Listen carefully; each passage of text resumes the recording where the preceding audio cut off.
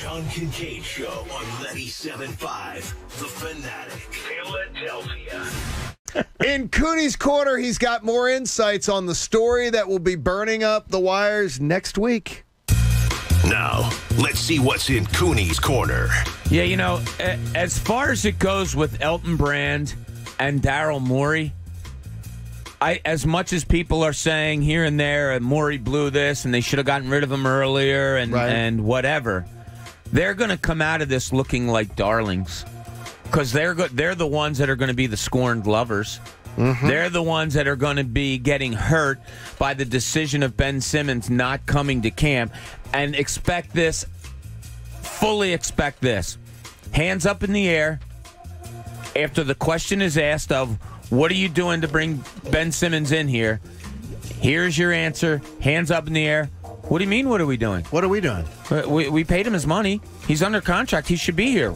We don't know why he's not here. I love this answer. Now, that's great, and we're all going to take that tough stance of, yeah, get him, find him, yeah. Okay, but I'm more of a basketball court guy. Give me 5 guys on the court and let's go. I got you. You're not going. Like, you lost a player. You didn't replace him.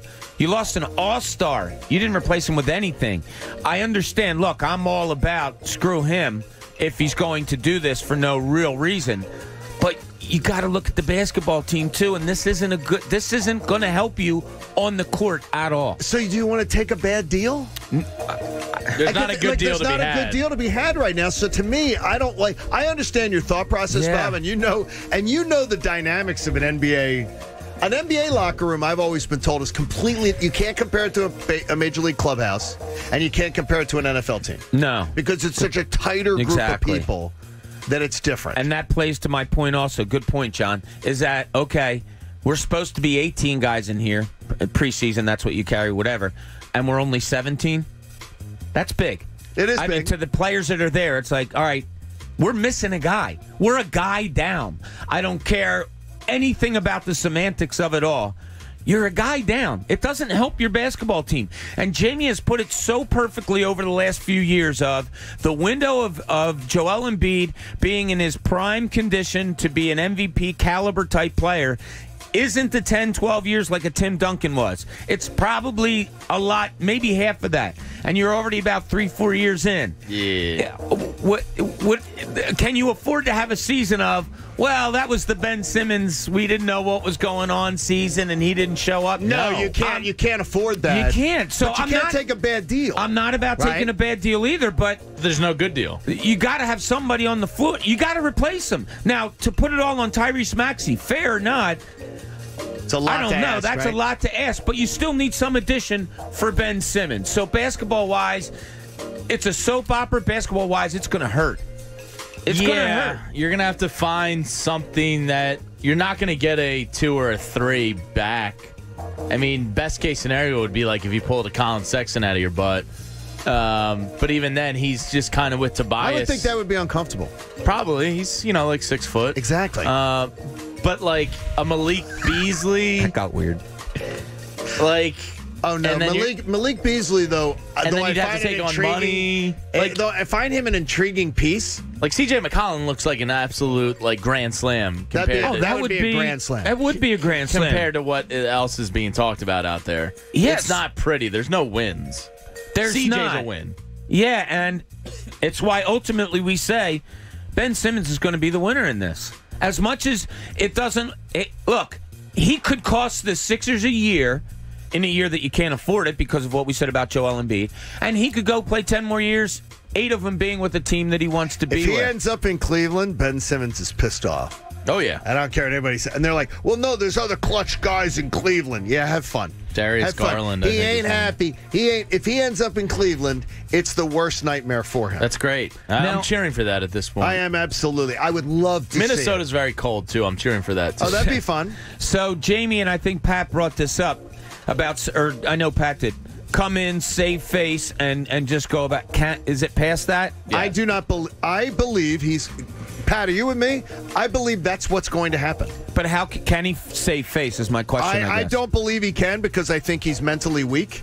But I do believe that will be what he is forced to do. Well, that's where maturity has to come into play, right? Like, that's where you growing up and saying, okay, for the greater good, I'm going to put my pettiness aside because ultimately I want to win a championship. Now that goes into the question of, does he actually care about winning a championship, or does he care about his personal career, blah, blah, blah, more than that? His brand. Yeah, his brand. And right now I think, it's his brand.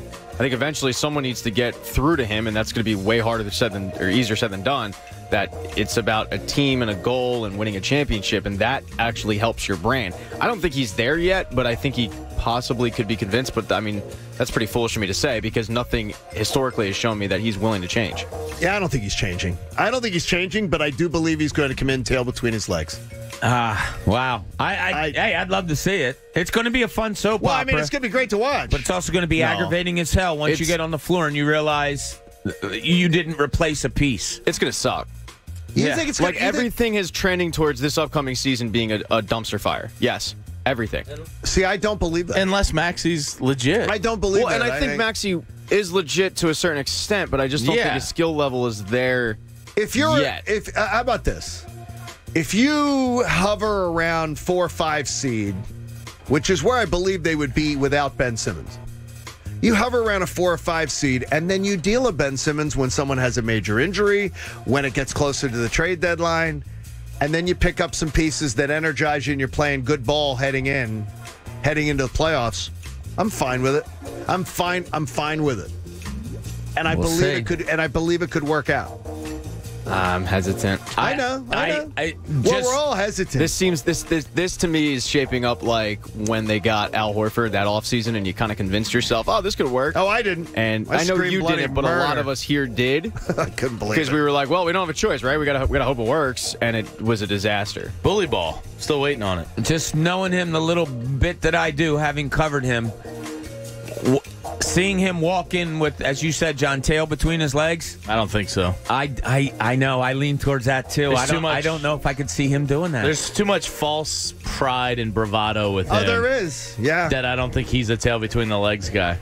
We shall see what happens. Yeah, it's going to be interesting. I tend to believe that's where Clutch is leaning towards pushing him. Kincade Show on 97.5, The Fanatic, Philadelphia.